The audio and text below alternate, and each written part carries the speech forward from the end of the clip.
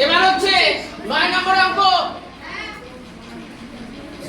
3 পূর্ণ 1 এর না 1 নয় 2 রয়েছে, 2 এর 15 বিয়োগ চিহ্ন আছে লিখে দিলাম। 2 পূর্ণ 5 এর 6, 2 পূর্ণ 5 এর 6। এটা হচ্ছে আমাদের মিশ্র ভগ্নাংশতে আছে। এটাকে আমরা কিসে পরিণত করব?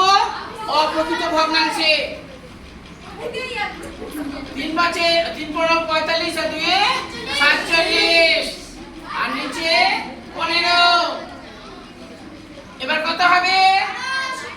6 দুগুণে 12 আর 5 এ 17 6। এই দুটো লসাগু করতে গেলে বেরোবে 30। দেখো 15 কয় দিয়ে পাচ্ছি আমরা 2, 15 দুগুণে 30, 47 দুগুণে কত হবে? 94। বিয়োগ চিহ্ন বসিয়ে দিলাম। 6 দিয়ে আমরা 30 কে ভাগ করে কত পাবো? 5 পাবো।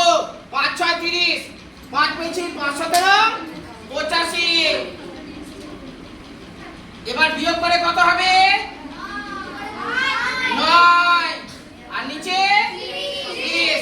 দেখো এখানে কিন্তু আমরা কাটাকুটি করতে পারছি। যদি কাটাকুটি যায় বা ভাগ যায় আমরা করব। দেখো 3 3 9, 3 10 30, অর্থাৎ উত্তর হচ্ছে আমাদের 3 এর 10।